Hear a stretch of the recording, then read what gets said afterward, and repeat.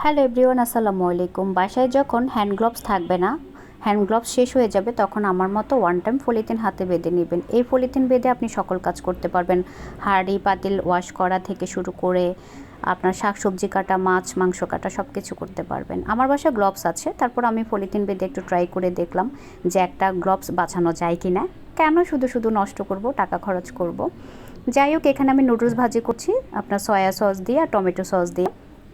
আমার মেয়ে আপনার হচ্ছে নুডলস ভাজির সাথে আপনার সস ডিরেক্ট খেতে চায় না, এভাবে খায়। আর আমি খুব সুন্দর করে পলিথিন বেঁধে নিয়েছি যেন হচ্ছে তৈলাক্ত কোনো কিছু আমার হাতে না লাগে, কারণ ওই সময় হচ্ছে আমি প্রোডাক্টের ছবি ভিডিও নিচ্ছিলাম, হাতে ধরে প্রোডাক্টগুলো ধরে আপনার 3 পিস কাপড়ের। তো ভাবলাম যে যদি আমি এখন একটা পলিথিন বেঁধে না আনি, এই যে তেলগুলো লেগে যাবে, আবার হাত ওয়াশ করা লাগবে, সময় নষ্ট হবে।